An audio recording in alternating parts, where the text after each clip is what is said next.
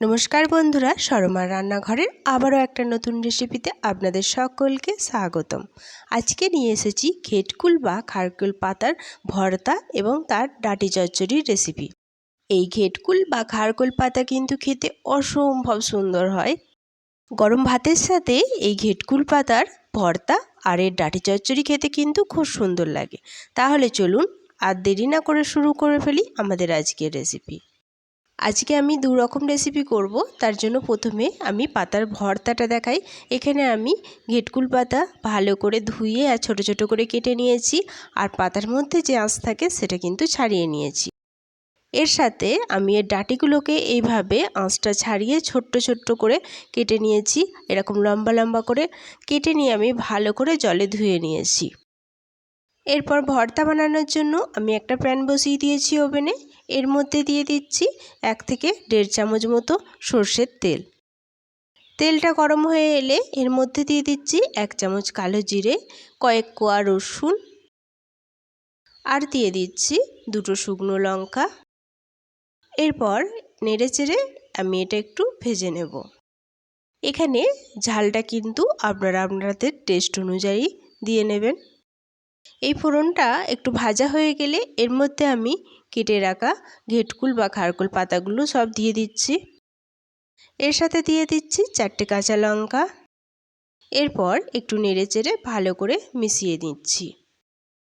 এইভাবে এই ঘেটকুল পাতার ভর্তা বানালে এটা কিন্তু একটুও গলা চুলকায় না।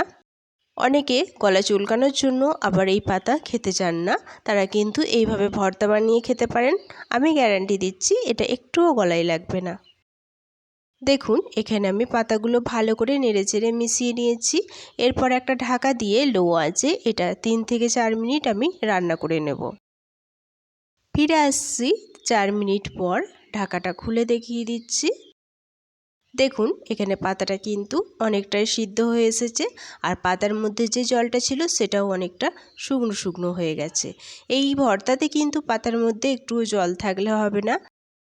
লো আঁচে নেড়েচেড়ে এই পাতাটা ভালো করে ভেজে নিতে হবে। এই পাতাটা ভাজার সময় আমি কিন্তু কোনো জল ব্যবহার করছি না, শুধু এইভাবে ঢাকা দিয়েই এটাকে ভালো করে ভেজে নেব। দেখুন এখানে আমার পাতাটা ভালো করে ভাজা হয়ে গেছে। পাতার মধ্যে কিন্তু একটুও জল নেই, পাতাটা অনেকটা ভাজা ভাজা হয়ে গেছে। আর এই পাতাটা কিন্তু অনবরত আমি লো আঁচেই ভেজেছি, এরপরে কিন্তু ভালোভাবে এটা সিদ্ধও হয়ে গেছে। পাতা ভাজা কমপ্লিট। এবার গ্যাসের ফ্লেম অফ করে এটা আমি ওভেন থেকে নামিয়ে নিচ্ছি। নামিয়ে নিয়ে এটা আমি শিলনোড়ায় ভালো করে বেটে নিয়েছি। দেখুন এটা আমার বাটা হয়ে গেছে। এরপর এর ওপর দিয়ে দিচ্ছি 1 চামচ সর্ষের তেল, আর দিয়ে দিচ্ছি সামান্য একটু লবণ। এরপর হাতে করে এটা আমি মেখে নিচ্ছি। ঘেটকুল পাতার ভর্তা খেতে কিন্তু অসম্ভব সুন্দর হয়। গরম ভাতের সাথে শুধুমাত্র এই একটি পদ থাকলেই কিন্তু নিমেষে 1 থালা ভাত খাওয়া হয়ে যাবে। দেখুন তেল দিয়ে আমি এটা ভালো করে মেখে নিয়েছি। এরপরে এর ভর্তাটা আমি আর একটা বাটিতে ট্রান্সফার করে নিয়েছি। দেখুন এটা দেখতে কত সুন্দর হয়েছে, আর খেতে কিন্তু অসম্ভব সুন্দর হয়েছে। সকলের কাছে অনুরোধ রইল একবার এই ভর্তাটা অবশ্যই বানিয়ে দেখবেন। এরপর যাই পরবর্তী রেসিপিতে। তার জন্য আবার ওভেনে একটা আমি প্যান বসিয়ে দিয়েছি। এর মধ্যে আমি ঘেটকুল পাতার ডাঁটিগুলো যেগুলো আমি কেটে রেখেছি সেগুলো সব দিয়ে দিলাম, আর ওপর দিয়ে দিলাম সিদ্ধর জন্য কিছুটা জল। সব শেষে এর মধ্যে অ্যাড করে দিচ্ছি 1 চামচ লবণ। লবণ দিয়ে একটু নেড়েচেড়ে মিশিয়ে আমি এটা মিডিয়াম আঁচে ঢেকে 5 মিনিট রান্না করে নেব। ফিরে আসছি 5 মিনিট পর। ঢাকাটা খুলে দেখিয়ে দিচ্ছি। দেখুন ডাঁটিগুলো কিন্তু আমার ভালো করে সিদ্ধ হয়ে গেছে। এরপর প্যানটা নামিয়ে আমি এই ডাঁটিগুলো থেকে জল ঝরিয়ে নেব। এরপর আবারও একটা প্যান বসিয়ে দিয়েছি ওভেনে, দিয়ে এর মধ্যে দিয়ে দিচ্ছি 3 থেকে 4 চামচ সর্ষের তেল। এরপর তেলটা আমি ভালো করে গরম করে নিচ্ছি। তেল গরম হয়ে গেলে এর মধ্যে আমি দিয়ে দিচ্ছি 2 চামচ মতো রসুন কুচি। এই রেসিপিতে রসুন কুচিটা কিন্তু ভালো লাগে বেশি দিলে, আর রসুনটা কিন্তু এইভাবে কুচি করেই দেবেন। রসুন কুচি দিয়ে আমি জাস্ট একটু ভেজে নিয়েছি। এরপর এর মধ্যে দিয়ে দিচ্ছি একটা মিডিয়াম সাইজের পেঁয়াজ। পেঁয়াজটাও এভাবে আমি কেটে নিয়েছি। পেঁয়াজ দিয়ে এই পেঁয়াজটাও আমি ভেজে নেব। এইভাবে মিডিয়াম আঁচে পেঁয়াজ আর রসুন আমি ভালো করে ভেজে নেব। এখানে বলি ঘেটকুল পাতাটা কিন্তু মিডিয়াম আছে 5 মিনিটই সিদ্ধ করবেন, বেশি সিদ্ধ করবেন না।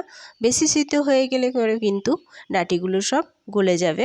দেখুন পেঁয়াজ আর রসুন খুব ভালো করে ভাজা হয়ে গেছে। এরপর আমি এর মধ্যে অ্যাড করে দিচ্ছি হলুদের গুঁড়ো, লঙ্কার গুঁড়ো, কাশ্মীরি লঙ্কার গুঁড়ো, জিরের গুঁড়ো আর দিয়ে দিচ্ছি স্বাদ অনুযায়ী লবণ আর মশলা না ধরার জন্য সামান্য একটু জল।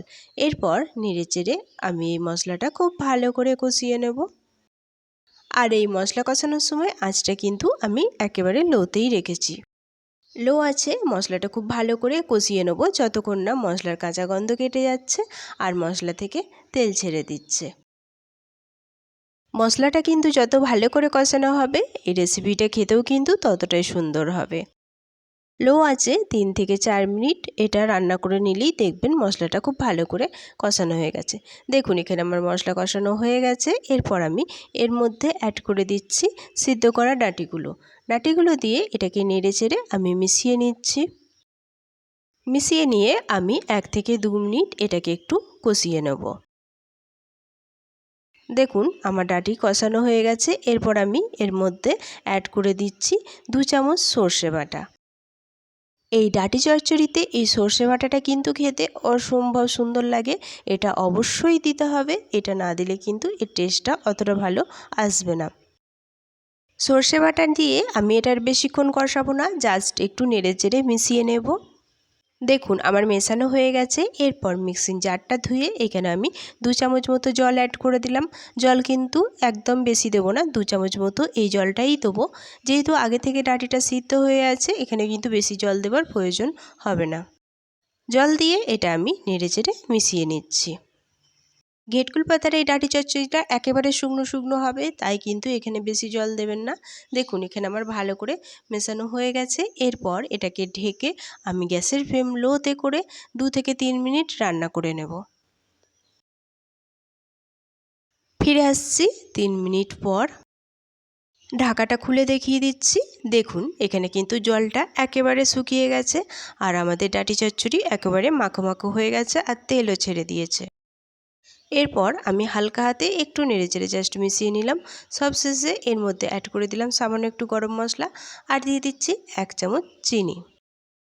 গরম মশলা আর চিনি দিয়ে এটা একটু মিশিয়ে নিচ্ছি নেড়েচেড়ে। এই চচ্চড়ির মধ্যে চিনিটা কিন্তু অবশ্যই দিতে হবে আর এটা কিন্তু একটু বেশি পরিমাণেই দিতে হবে।